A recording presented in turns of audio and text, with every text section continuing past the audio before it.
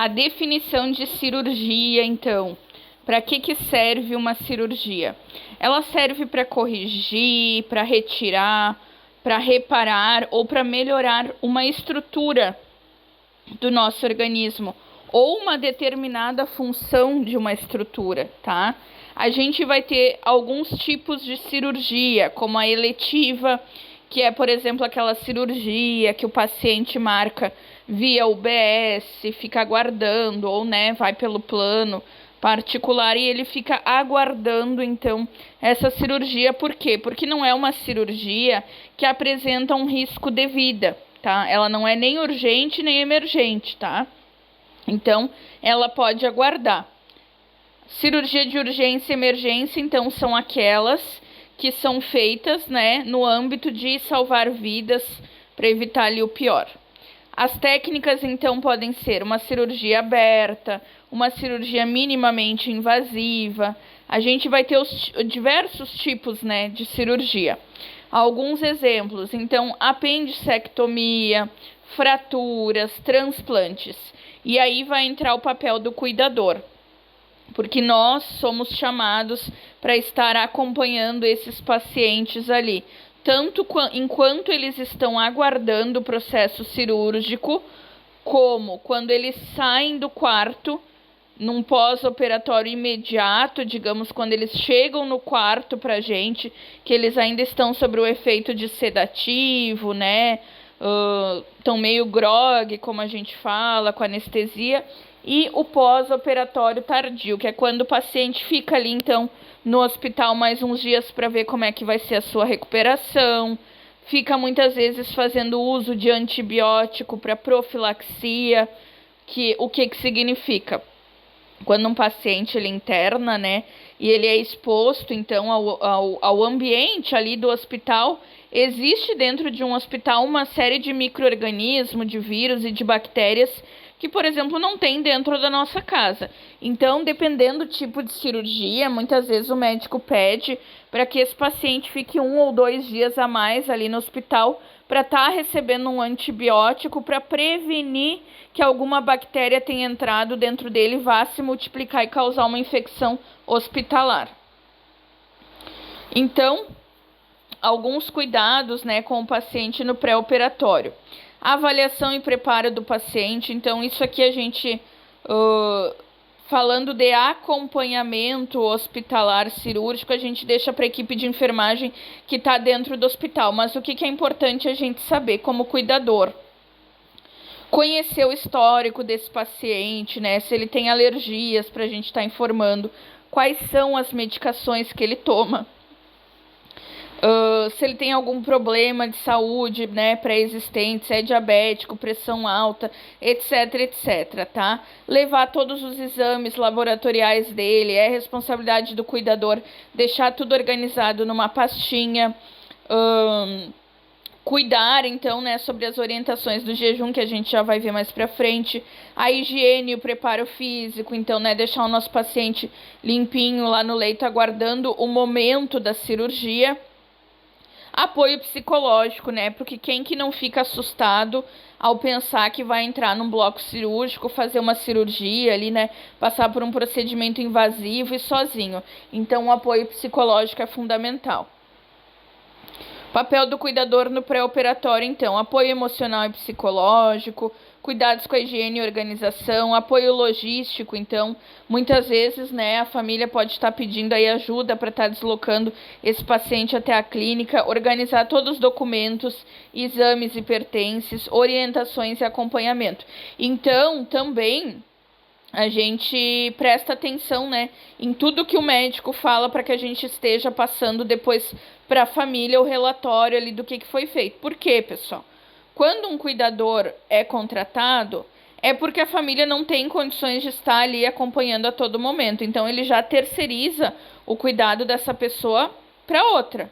Então, é obrigação desse cuidador que está ali fazer um relatório minimamente detalhado sobre tudo que está sendo feito. Que horas que fez exame, que hora que foi orientado o jejum, quem é o médico que passou, o que foi que avisou, que horas vai ser a cirurgia, etc, tá? O termo, então, NPO. O que é o NPO? Então, quando o nosso pacientinho está lá no leito do hospital esperando para fazer a cirurgia, o médico vai passar e vai dizer assim: seu Joãozinho, hoje a partir das 8 horas da noite você não come mais nada, porque amanhã às 6 horas da manhã você vai para o bloco cirúrgico. Ok. Só que o seu Joãozinho, né, ele não tá muito ciente, não tá muito lúcido, né? Às vezes está com efeito de medicação, às vezes é uma pessoa que já não é tão senil. Às vezes a pessoa finge que não escuta, né? Tem muito idoso teimoso. Então é obrigação do cuidador zelar pelo procedimento ali do jejum, tá? NPO significa nada pela boca, não pode tomar água, não pode comer, tá? O médico falou a partir de que horário? A partir das 20 horas. Então, é minha função, é minha obrigação.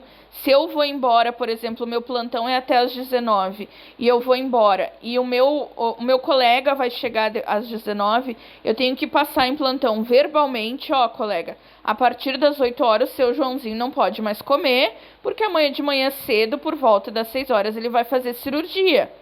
Deixa escrito uma mensagem de texto, né? Que hoje em dia a gente tem muito os grupos de WhatsApp para estar se comunicando. Deixa escrito uma mensagem, evolui, registra no caderno ali, registra na sua folhinha de relatório. Olha, avisa a família, não pode comer.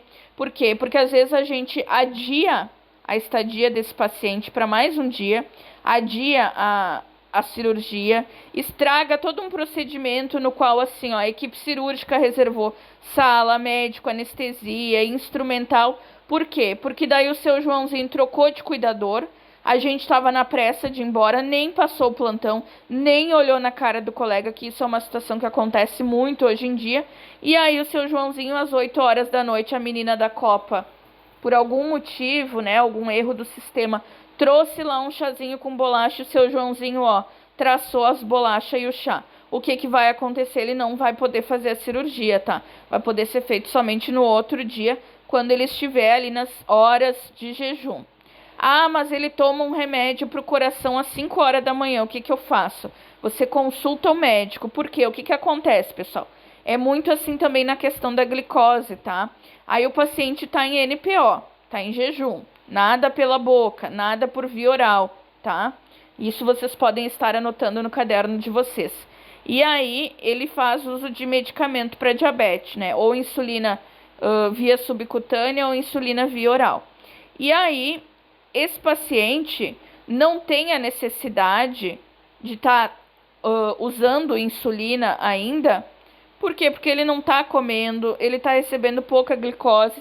Se a gente der o medicamento via oral para ele, para baixar a glicose mais do que ele já está, também vai dar problema nesse paciente, né? A gente pode estar causando ali, inclusive, um choque hipoglicêmico nele. Então, a gente comunica a equipe médica, porque aqui eu estou falando de cuidadores que estão lá fazendo plantão de acompanhamento hospitalar.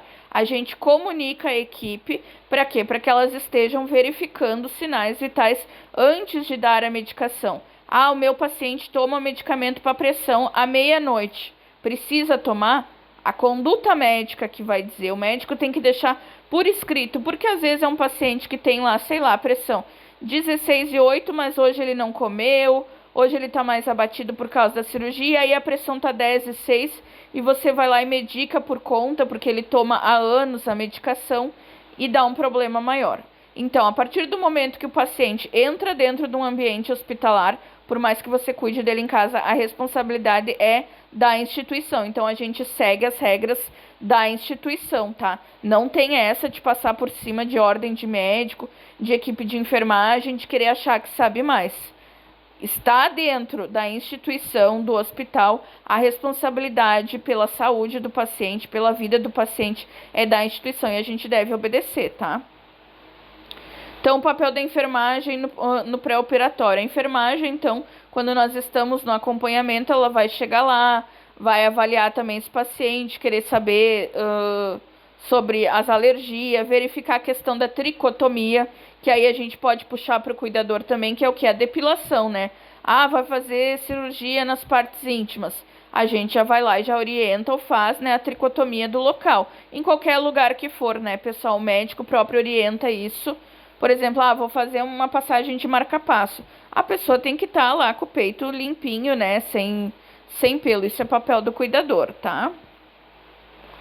O paciente, ele também tem direitos no âmbito cirúrgico, tá?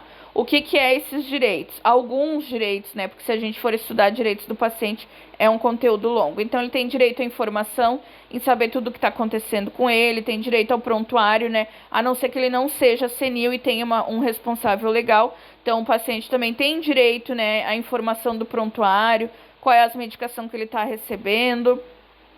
Consentimento livre, esclarecido, então ele tem que ter assinado o termo de cirurgia, saber para que serve, o que vai ser feito, direito à privacidade, né? Então é a questão assim, a questão de ética, né? E é lei, a gente não pode pegar o prontuário de um paciente e sair dizendo, olha, tu viu que o fulano de tal vai operar, sei lá, né, as partes íntimas. Viu que ele vai operar, vai tirar um tumor, não pode fazer isso, né, gente? Direito à segurança, então, ele tem que estar num ambiente seguro, com um profissional treinado, um profissional identificado. Tá aqui a importância de vocês saberem que precisa utilizar crachá, né? Quando a gente fala, as carteirinhas de cuidador, para que é? É um direito do paciente, está previsto em lei, que o paciente saiba a todo momento quem está lhe atendendo. Como que ele vai saber quem está lhe atendendo? Cada criatura que entrar no quarto para prestar atendimento, ele vai ficar perguntando o nome? Não. Você vai usar, né, a sua carteirinha, o seu crachá no peito, para que ele veja o seu nome, a sua formação, ali a sua foto, e saiba de onde que você saiu. Então, o paciente tem direito ao acompanhamento, sempre que possível, né, por um familiar. Direito ao alívio da dor, tá? Então, assim, o paciente não pode ficar com dor. O paciente está com muita dor, tá? Um exemplo. Fez uma cirurgia mega dolorida, já recebeu dipirona, já recebeu, vamos pensar, dipirona, paracetamol, tramal, tá? E ele continua com dor. Então, é obrigação da equipe de enfermagem comunicar ao médico para ver se existe alguma medicação, entre aspas, SN, que a gente chama, né, as medicações, se necessário. O paciente não vai ficar com dor, tá? Às vezes acontece de o paciente ter muita dor e tá pedindo medicação de 2 em 2 horas. Tem que conversar com o médico, tem que avaliar a conduta, né? Rever prescrição, porque não pode deixar lá um paciente com dor, tá? Algumas nomenclaturas cirúrgicas, né, pra gente se familiarizar na aula de hoje, tá? Então, esse quadro aqui vocês vão poder estar copiando, vão receber em PDF também, que é assim, pessoal. Pra gente saber, mas para que é uma apendicectomia, tá? Então, a gente vai olhar, né, pela terminação e pelo nome do órgão na frente. Por exemplo, aqui a palavra apendicectomia, né? Apendicectomia, apêndice já tá falando, apendicite, né? O apêndice.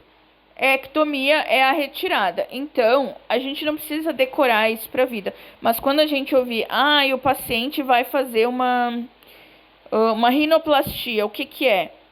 Então, a gente sabe que tudo que termina em plastia é o que? É um reparo. Então, rinoplastia podia ser qualquer parte do corpo terminado ali, né, com a sigla, com a sílaba, pra gente estar associando. A nível isso, pessoal, da gente não ficar perdido, né? Aí a gente chega lá, o paciente vai fazer uma laparotomia. Mas o que é uma laparotomia, né? A gente não sabe. Então, tomia, né, abertura. Laparou, a gente vai lá e vê que é abdômen. Então, a nível de conhecimento é importante vocês salvarem isso, tá? Ectomia, que é a retirada total ou parcial de um órgão. Otomia, que é a abertura, né? Por exemplo, traqueostomia, né?